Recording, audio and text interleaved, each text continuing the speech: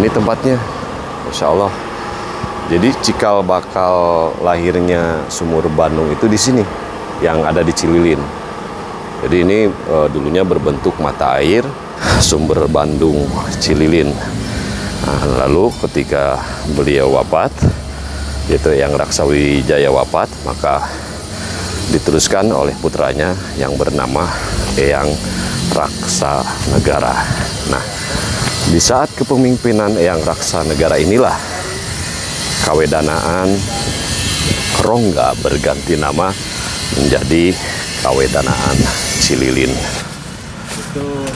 Jadi posisinya ini sahabat ya, memang tepat di pinggir jalan. Kalau biasa saya lewat, kan saya pulang ke Gunung Halu itu sering lewat.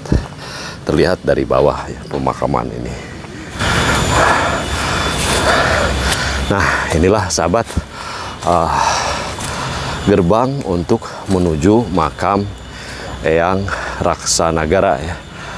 Masya Allah.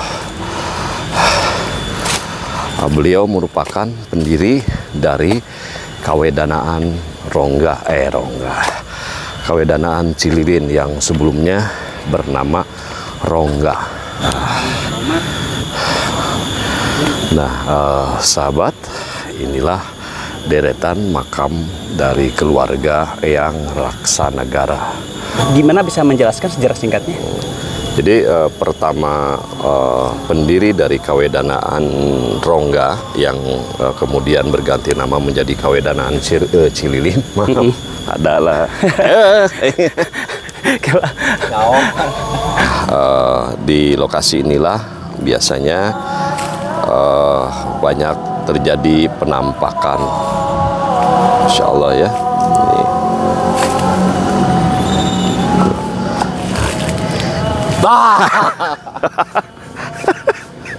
Lu gelo aja.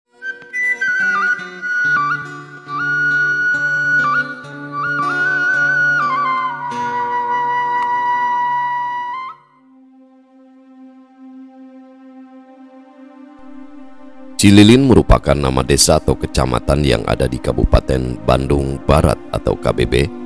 Namun di balik kata Cililin sendiri ternyata tersimpan sejarah yang cukup panjang dan menarik untuk digali. Cililin sendiri memiliki cakupan dan ruang lingkup yang lebih luas dari sekedar desa atau kecamatan yang saat ini ada. Hampir sebagian besar wilayah yang ada di Bandung Barat bagian selatan adalah bagian dari Cililin. Karena Cililin pada zaman dahulu merupakan satu kawedanaan yang cakupan wilayahnya meliputi Cihamplas, Sindangkerta, Cipongkor, Gunung Halu, dan sekitarnya.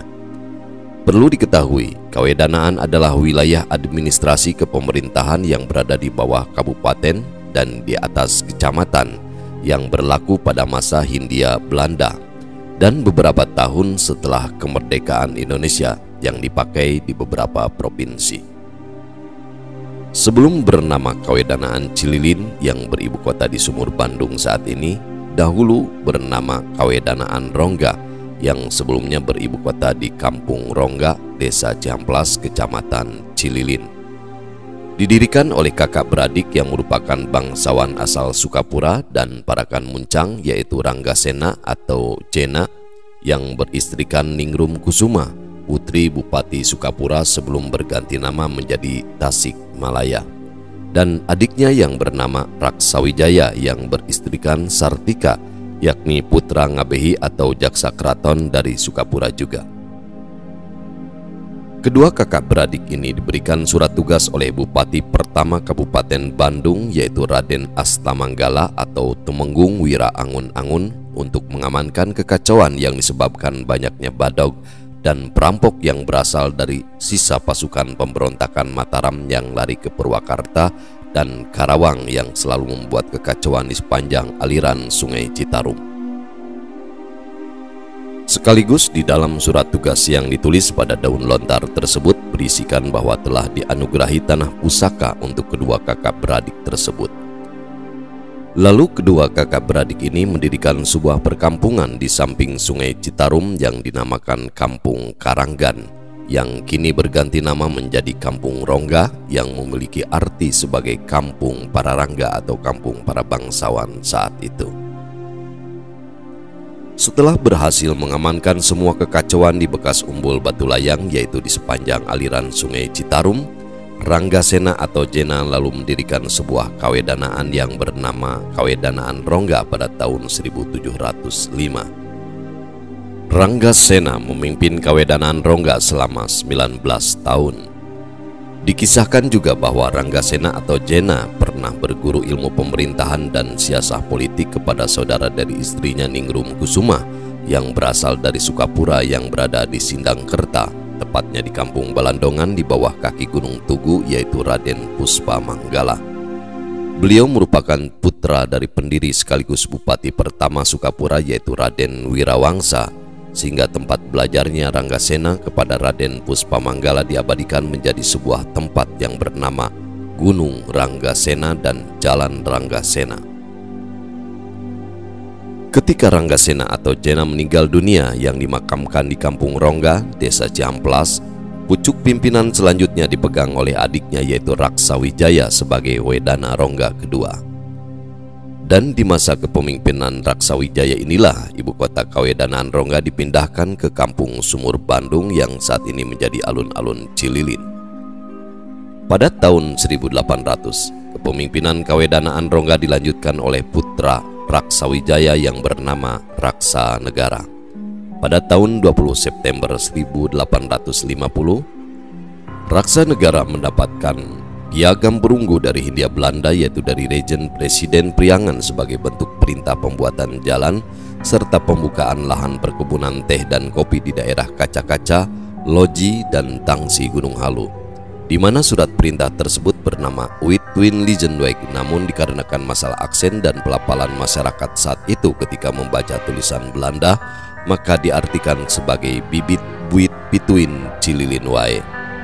Dan disitulah bermula munculnya kata Cililin, lalu Raksa Negara I diberi gelar sebagai Wedana Cililin I yang memerintah dari tahun 1800 sampai 1855. Dan sejak saat itu, nama Cililin terus melekat sebagai nama kawedanaan menggantikan nama sebelumnya yaitu Rongga. Dan untuk mengenang nama Rongga sebagai asal-usul pemerintahan yang membawahi seluruh wilayah selatan Bandung Barat saat ini, maka nama Rongga dijadikan nama kecamatan, yaitu Kecamatan Rongga pada masa setelah kemerdekaan Republik Indonesia. Raksa Negara meninggal dan dimakamkan tepat di belakang Masjid Kaum Alun-Alun Cililin beserta keluarga dan penerus beliau. Pada zaman kemerdekaan RI, Kawedanaan Cililin dihapuskan berganti nama menjadi Desa dan Kecamatan Cililin. Dan kali ini admin Kisah Tanah Sunda akan mencoba menelusuri makam dari pendiri Kawedanaan Rongga yaitu Eyang Ranggasena atau Eyang Jena, dan makam Raksa Negara pendiri Kawedanaan Cililin, serta akan menelusuri asal-muasal penamaan sumur Bandung di Cililin. Jangan kemana-mana, tetap ikuti terus sampai tuntas penelusuran Kisah Tanah Sunda agar tidak terjadi kesalahpahaman. Daun kalapa nu oyang katebak angin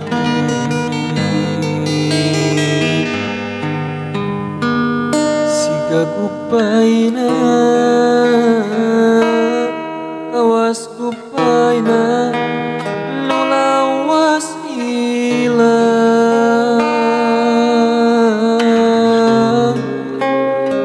sawang deui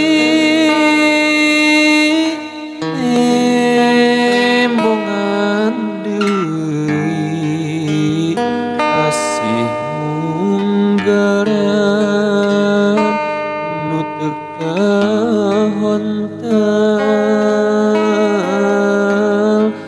dina lamunan. Assalamualaikum warahmatullahi wabarakatuh. Halo sahabat Kisah Tanah Sunda. Nah, kali ini saya sedang mau menuju ya ke sebuah makam, tepatnya berada di belakang Masjid Agung Cililin, di mana tokoh yang dimakamkan di sini merupakan tokoh penting dalam sejarah lahirnya Cililin ya, sahabat. Yang mana sebelumnya saya sudah mengunjungi salah satu pendiri Kawedanaan Rongga yang berada di Kampung Rongga, Desa Cihamplas ya. Lalu selanjutnya diteruskan oleh adik beliau. Beliau yang pertama mendirikan adalah Eyang Jena atau Eyang Ranggasena, murid dari Eyang Raden Puspa Manggala yang dimakamkan di Kampung Belandongan, Sindangkerta. Lalu kepemimpinannya dilanjutkan oleh adik Eyang Ranggasena yaitu Eyang Raksawijaya, dan di saat kepemimpinan Eyang Raksawijaya lokasi pemerintahan atau pusat pemerintahan dipindahkan ke Punten, ke Sumber Bandung Cililin.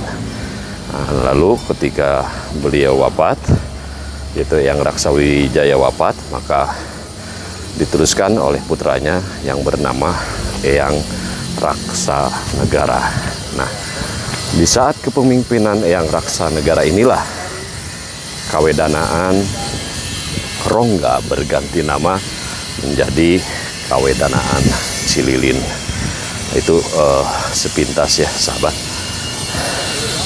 Nah, beliau yang Raksanegara dimakamkan tepat di belakang Masjid Kaum ya, Masjid Kaum Cililin.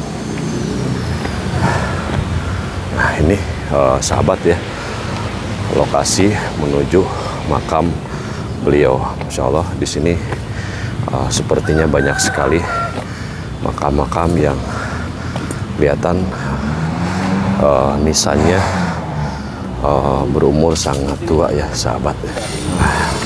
Ini sebenarnya sahabat sebuah pencarian yang panjang kalau khusus untuk saya pribadi, sampai saya pernah nyasar di Sindangkerta ya. Kang, kalau ini makam? Nah, ya. Ini makam Mama Bongas. Mama Bongas. Mama Bongas. Jadi Mama Bongas ini pendiri Kampung Bongas. Terus di situ mendirikan pondok pesantren.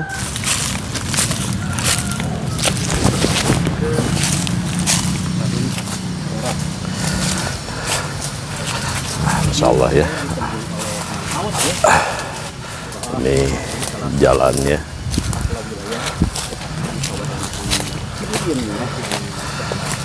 Jadi sekarang berbicara tentang kecamatan itu. Jadi posisinya ini sahabat ya, memang tepat di pinggir jalan. Kalau biasa saya lewatkan, saya pulang ke Gunung Halu itu sering lewat. Terlihat dari bawah ya, pemakaman ini. Assalamualaikum ya ahlil kubur. Assalamualaikum warahmatullahi wabarakatuh. Wa atakumatu aduna godan muazzaluna wa inna insyaallahu bikum lahikun. Allahumma ghfir ahlil kubur minal mu'minina wal mu'minat wal muslimin wal muslimat khususan sahibah hadhihi hadaman. Susun. Nah, inilah sahabat gerbang untuk menuju makam Eyang Raksanegara ya. Masya Allah. Beliau merupakan pendiri dari Kawedanaan Rongga. Kawedanaan Cililin yang sebelumnya bernama Rongga. Jadi jauh hari sebelum Indonesia ada ya, sahabat.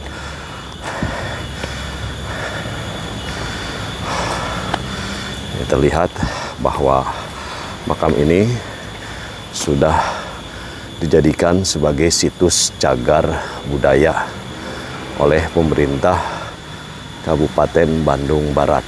Nah, di sini tertulis makam Ngabei Reksanagara atau Ngabihi Reksapati.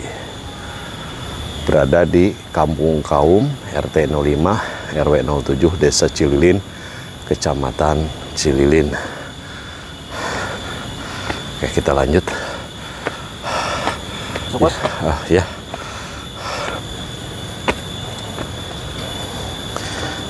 Masya Allah, ini makamnya berjajar nih sahabat. Maaf Kang, kalau boleh tahu makam yang Raksa Negara yang sebelah mana ya? Oh, nah justru itu kalau saya kan kurang tahu ya. Oh, kurang yang tahu. sebelah mana nama. Tapi kalau misalnya datang ke sini kebetulan ada yang ngerawatnya, juru kuncinya yaitu siapa ya? Ya, ya.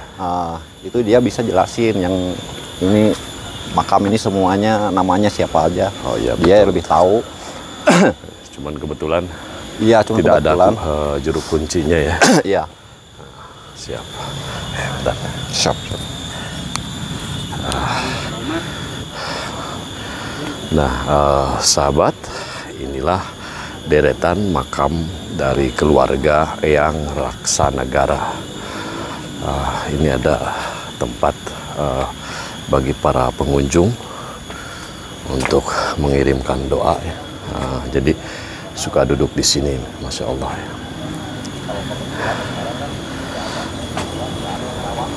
Jadi sebelumnya saya sudah mengunjungi makam pendiri dari Kawedanaan Rongga yang kemudian hari di masa kepemimpinan Eyang Raksa Negara berganti nama menjadi Kawedanaan Cililin. Nah, kalau saya rasa makam Eyang Raksa Negara itu yang ini, sahabat ya. Dan setahu saya juga bahwa memang bentuk awalnya tidak seperti ini, tapi tumpukan batu. Cuman karena sudah dijadikan sebagai cagar budaya, sehingga makam beliau beserta keluarga dirapihkan. Ini sudah berlumut ya, sahabat. Masya Allah. Kita akan berdoa nanti.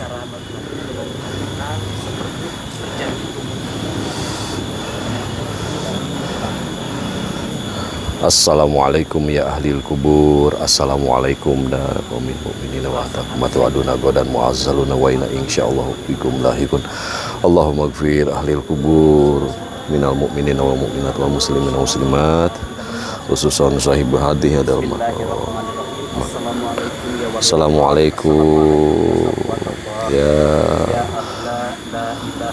Assalamualaikum Eyang Raksa Negara serta keluarga. Allahumma gfir lahum warhamhum wa'afihim wa'fu anhum. Kayaknya ada titik terang, Kang. Di sini tertera nama Haji Sobari bin Haji Safei kayaknya. Safei. Nah, tapi kamu ngamanaan dia kumahnya. Ya, di sini kan jelas dah. Itu mungkin kayaknya nama dari salah satu zuriyah beliau ya. Oh, Juriyah ya. Zuriyah. Kalau saya ini mah perkiraan ya. Makam dari Eyang Raksa Negara yang sebelah sana. Yang ke satu, kedua. Yang pertama. Seperti dia kan ya. Tapi maaf, wallahu alam ya, karena memang kebetulan nggak ada kuncen. Tapi biasanya yang pertama, jajaran pertama ini. Ada simbol-simbol seperti ukiran-ukiran itu mungkin isyarah ya. Iya, isyarah kayaknya. Tapi dulu bentuk makamnya nggak seperti ini sebenarnya. Jadi kalau zaman dahulu sebelum dijadikan cagar budaya, ini tumpukan batu aja, kayak yang di Eyang Jena. Ada banyak tumpukan batu. Karena sudah ada perawat dijadikan situs cagar budaya, akhirnya dibangun seperti ini. Logis ya. Ya. Lebih ilmiah juga. Oke, dan juga selain daripada untuk melibatkan, nanti kita akan bertanya. Sebelumnya mohon izin nih, barangkali tahu sejarah singkat daripada Raden Raksa Negara, sehingga setelah kita rujukan dari Raden Ranggasena harus ke sini ya? Iya. Oh ya, gimana bisa menjelaskan sejarah singkatnya? Jadi pertama pendiri dari Kawedanaan Rongga yang kemudian berganti nama menjadi Kawedanaan Cililin, adalah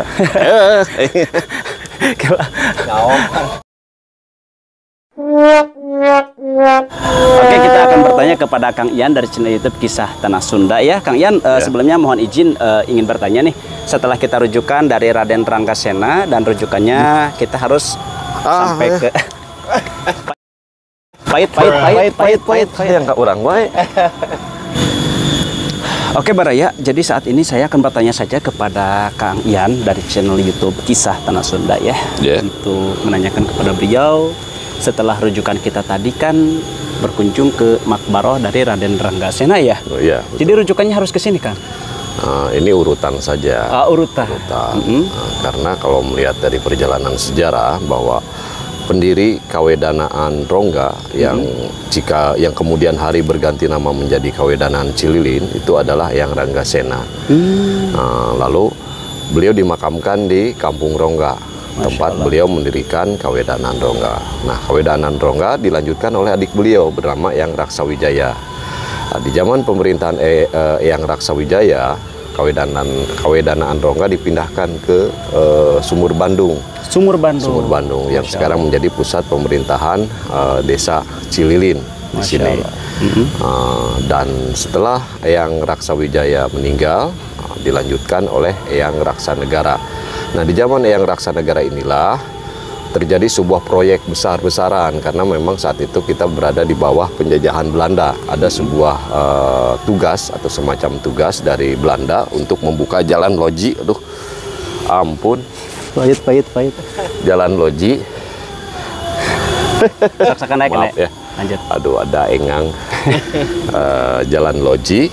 Nah, yang mana isi surat itu bernama Witwin Lijenweg. Witwin Lijenweg. Nah, cuman karena masalah aksen masyarakat saat itu dibacanya Cililin. Nah, jadi muncullah kata Cililin karena susah menyebut tulisan Witwin Lijenweg. Witwin Lijenweg itu sebuah perintah untuk membuat jalan loji dari Cililin ke Gunung Halu. Nah, ada juga surat itu marga perintah membuat marega.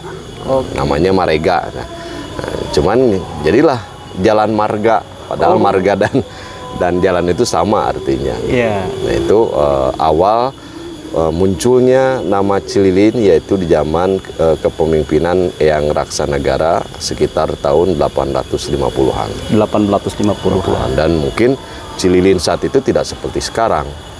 Masih hutan ya. Masih hutan belantara, tidak adanya penduduk. Cuman di sini ada semacam sumur Bandung. Sumur Bandung. Ya, sumur itu artinya tempat sumber air. Bandung itu besar. Mungkin diartikan bahwa sumur Bandung ini adalah sumber utama mata air penduduk saat itu. Cuman bedanya kalau zaman dulu itu bentuknya seperti mata air. Ada pohon besar. Kalau sekarang udah hilang. Gitu ya. Seperti itu ya. Tinggal sumur, tinggal kolamnya aja. Masya Allah ya. Jadi kita ke sana. Kita akan ke sana setelah rujukan dari sini baru kita akan melanjutkan eksplorasi kita dengan menelusuri napak tilas Raden Raden Puspamanggala ya. Ya, Puspamanggala. Oh iya, jadi urutannya setelah kita berziarah ke Makbaroh dari Raden Ranggasena, berlanjut ke Raden Raksanegara dan akan dilanjutkan sejarah tersebut karena bertahap baru setelah itu kita bisa menelusuri Raden Puspamanggala. Nah, itu beliau merupakan guru dari Eyang Ranggasena. Oh, Raden Puspamanggala itu. Pendiri pertama Kawedanaan Rongga sebelum diganti menjadi Cililin. Masya Allah ya. Semoga kita bisa diberikan hidayah oleh Allah Subhanahu wa Ta'ala untuk bisa bertemu dengan para kesepuhan dengan cara bersilaturahim dan berziarah kepada sahibul maqam ya. Salah satunya yang dimana kita saat ini sedang berada di Raden Raksanegara ya, dan beliau adalah salah satu pecinta sejarah yakni Kang Ian dari Kisah Tanah Sunda. Jangan lupa untuk bisa berkunjung ke channel YouTube Kisah Tanah Sunda yakni bersama Kang Ian ya. Beliau luar biasa sekali dari segi pemahaman tentang makna daripada Kisah Tanah Sunda.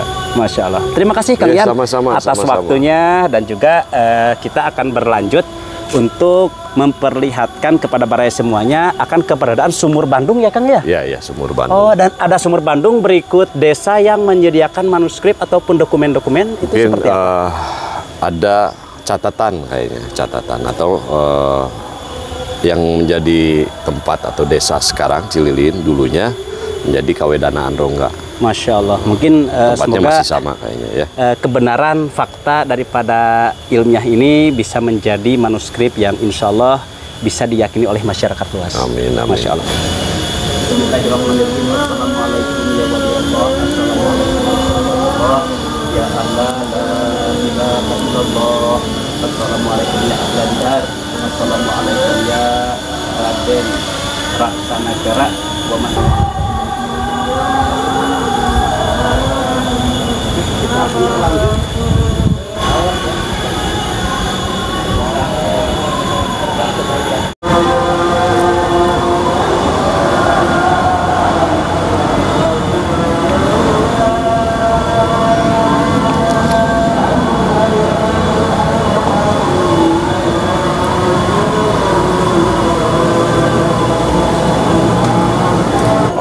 Masya Allah ya sahabat, untuk memasuki area makam ini, makam yang Raksanagara, kita dihadapkan pada sebuah pohon besar ya.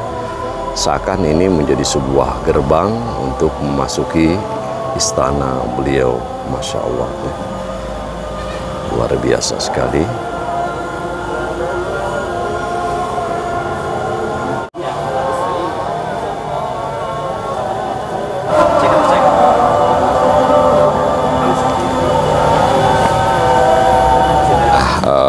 Di lokasi inilah biasanya banyak terjadi penampakan. Masya Allah ya.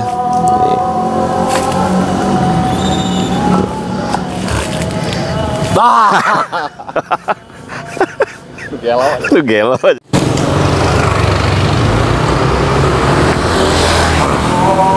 Baik sahabat, kita akan menuju ke sebuah tempat yang menjadi asal-usul penamaan Sumur Bandung di Cililin ya.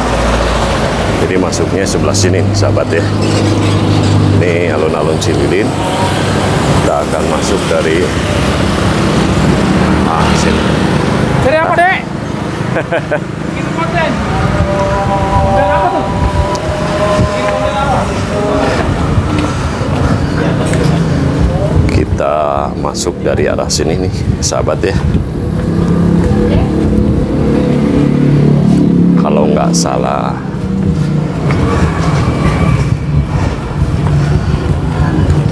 jadi Sumur Bandung ini dulunya semacam sumber mata air yang ya mata air. Sahabat, kali ini kita akan menuju ke Sumur Bandung ya. Sebuah sumber mata air yang saat itu menjadi pusat sumber kehidupan masyarakat saat itu. Iri nggak tuh sekedap? Aduh, sedang lagi perbaikan jalan ya, kayaknya mau diaspal. Sumur Bandung yang ada di daerah Cililin. Nah ini sahabat, ini. Nah, ini tempatnya, Masya Allah. Jadi cikal bakal lahirnya Sumur Bandung itu di sini, yang ada di Cililin. Jadi ini dulunya berbentuk mata air, dan di sini dulu ada semacam pohon yang besar ya, karena memang pohon besar itu menyerap air, sehingga di sini ada mata air. Kalau sekarang karena mungkin perubahan zaman, bertambahnya penduduk, akhirnya pohon tersebut ditebang. Dan sekarang seperti ini, sahabat, kondisinya. Nah, konon di saat-saat tertentu, tiba-tiba ada ribuan lele putih gitu. Tapi sehari hilang, atau tiba-tiba muncul ular banyak di sini. Tapi kemudian hilang begitu saja tanpa bekas. Itu sebagian dari mitos yang ada di Sumur Bandung Cililin ya, sahabat. Nah, ini sejarahnya. Ada lele yang besar juga tuh, kita perhatikan ya. Insya Allah.